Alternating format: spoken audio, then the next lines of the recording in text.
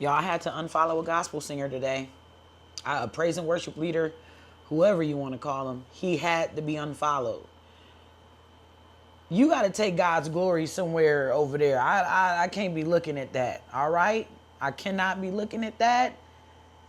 The Bible says if your right hand calls you to sin, cut it off, or your eye calls you to sin, pluck it out.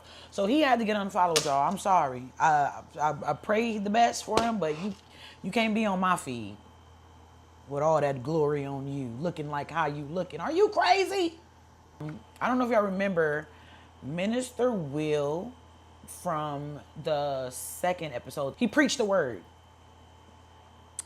And he talked about how, God will change things up for you and returning back to your first love, or returning back to your first works that you did when you first got saved. And that coupled with me having a conversation with my pastor today, and it was pretty much about like not holding back.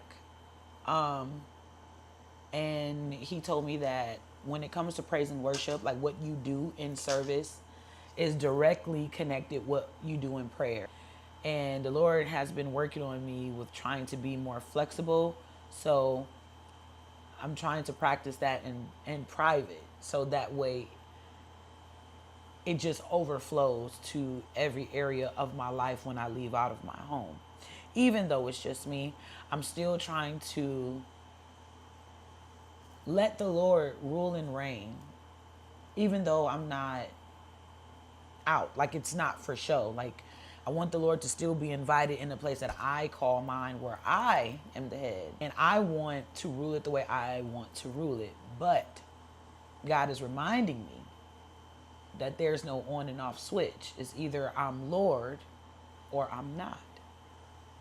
You invite me in every part of your life, or you don't. See, I don't know how God talked to y'all, but God is real straightforward with me, and he gets me together. He reads me for filth. I'm getting ready. I woke up at 6:00 a.m. today, honestly, because the Lord woke me up. Because it was a centipede on my ceiling, and I tried to get my bug spray to go kill him. So whatever. Cut to, I just lay down in the bed and I play skip bow. My coworker at work put me on to that. I'm getting ready to go buy some cards because my dad, he loved to play cards, whatever. So I'm getting ready to go to Drug Mart, buy skip bow. And I'm going to buy phase 10. I'm going to teach my dad how to play. And then I'm going to go to rehearsal. But back to the story. Somebody always calling me when I'm trying to film my content. I'm not answering that.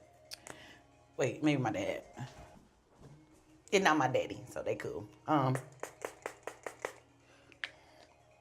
yeah. Tried to kill the spider. Oh, I laid out in the bed, played skip bow. Cut to about 30, 40 minutes later. I see centipede legs in my bed. What? Then I look, and the dang on thing is dead in the bed with me underneath a flap on my blanket. Are you crazy?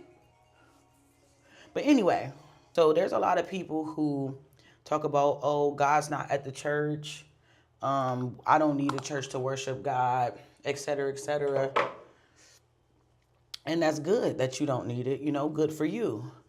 But there are some people who do. And I'm one of those people. It's 9 o'clock. Hold on. My alarm.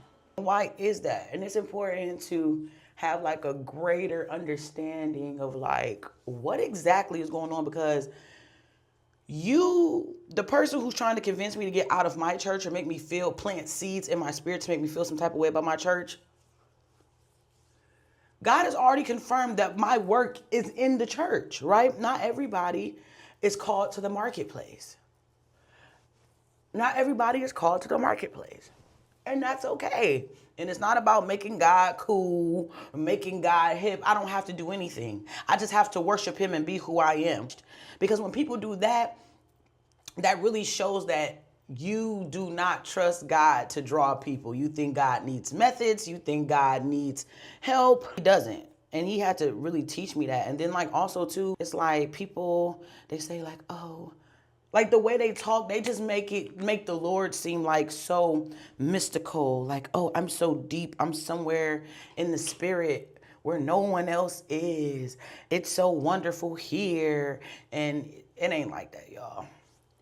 The things of God are profound.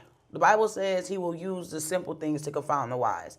So what that means in this context is that the simple things of God are profound because of how simple they are. That's why it's profound. Are you getting me? Does that make sense? Like, people will just try to make you feel like you're missing out on something. Like they have access to something that you don't have because you weren't born with something. And that's not true. And that also causes a divide, in church. And we don't need that. We don't need a competition of whose gifts are better, whose whatever is whatever. You know what I'm trying to say. We don't need that in the church. But that just shows that people still have residue of the world on them.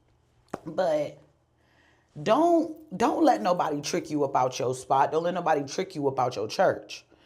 The people who say you don't need church, let them figure that stuff out on their own. Don't let them drag you out of God's will for your life. So in other news, while there are some of us out there trying to convince you as to why you should walk away from what God gifted you with, there's some of us like me who are trying to be a source of encouragement to show you why you should keep holding on. Like, I wouldn't have the gift of being able to sit and enjoy time with my family if I didn't let the Lord do his work in me and sit through those uncomfortable times, uncomfortable moments, times where I was unsure, all of the things. So I really have learned to cherish this because I suffered through a lot to have it. And so I just want to end this episode just saying, hold on.